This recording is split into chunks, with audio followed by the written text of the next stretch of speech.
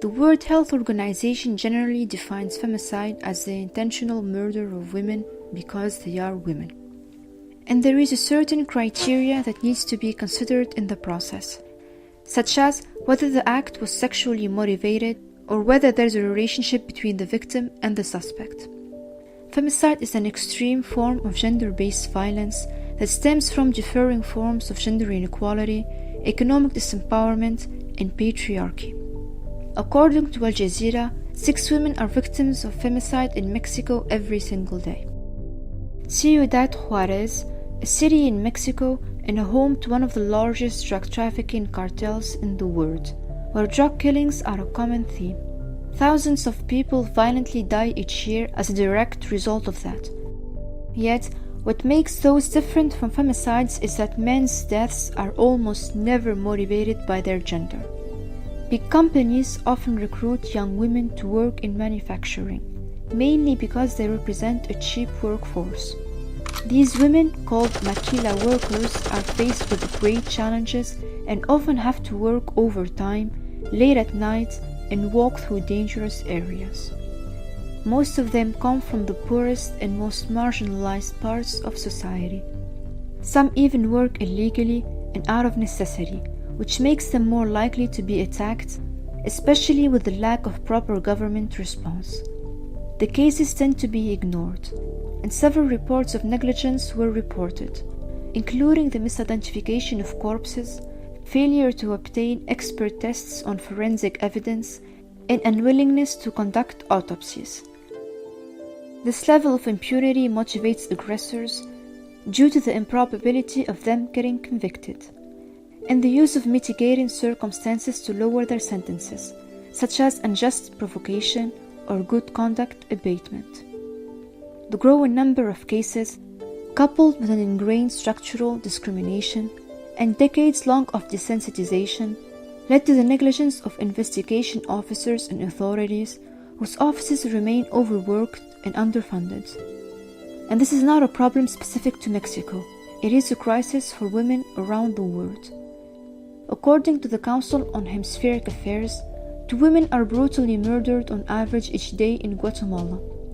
In 2013, less than 2% of murders of women were even investigated in Honduras. Roughly 1,800 women were murdered in Argentina because of their gender within 6 years.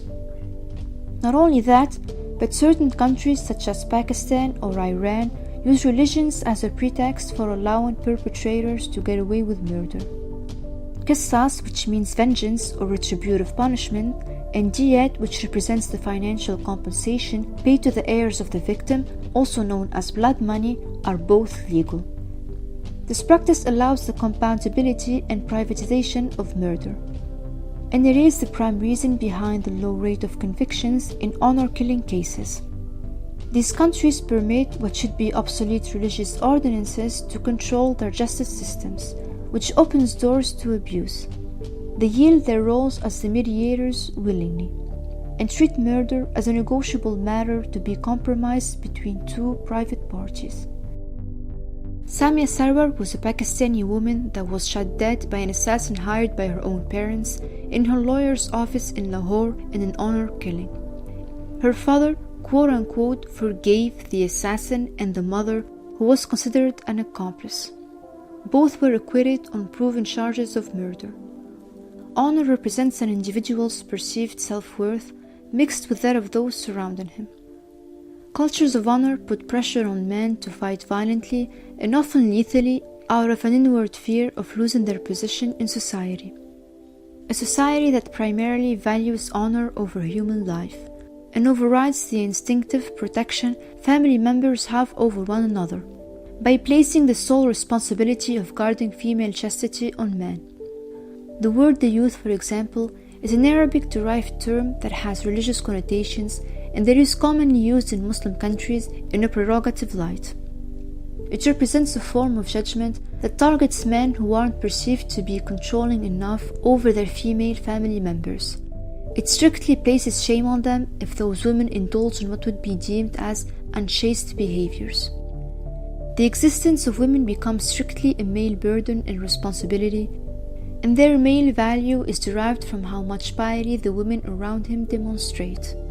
That link forces men to maintain the vicious cycle of violence in order to find a place in society and to avoid the potential damages to their reputation and the punitive consequences that entails. So oftentimes, honor killings are justified and even encouraged. According to a survey in Diyarbakir, a city in southeastern Anatolia in Turkey, 40% of respondents supported honor killing. This mentality led to the murder of 474 women in Turkey in 2019 alone. New forms are even emerging, where women are pressured and terrorized into killing their own selves. Derya, a 17-year-old Turkish girl, had attempted suicide on 3 different occasions after being pressured by her family to end her life and sent around 15 threatening messages daily. All because she was caught talking on the phone with a male high school classmate. I felt I had no right to dishonor my family, that I have no right to be alive. So I decided to respect my family's desire and to die. Currently residing at a women's shelter, she would not provide her last name, fearing that her relatives might still be trying to hunt her down.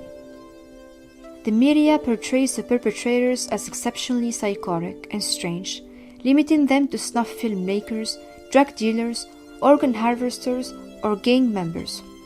The process leading up to this situation, however, has long been virtually ignored.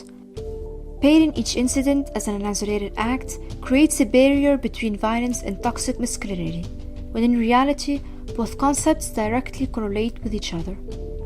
In r.w.connel's gender order theory, she described this form of masculinity as hegemonic masculinity, where violent, dominant, and aggressive behaviors are considered the core of manhood and the culturally idealized way of being a man. Patriarchal norms legitimize their aggression by victim blaming, especially when the victims demonstrate behaviors that don't align with how appropriate femininity ought to be. The perceived deviation becomes the justification. In Mexico, victims are more often than not dehumanized, held accountable for their own murders, and accused of prostitution. Laws, traditions, religious extremism, and corruption are at the core of this unresting pandemic and its resulting tragedies. So what can we do to help? First, we need to make sure women at risk in general have access to helplines specialized in dealing with domestic violence and similar issues. Women's shelters as well should be easily accessible, well-equipped, and should uphold human rights standards. Governments and NGOs ought to provide the financial resources needed to properly help victims by offering them the counseling necessary to recover from emotional and physical abuse. Not only that, offenders must also enroll in treatment programs headed by qualified medical professionals.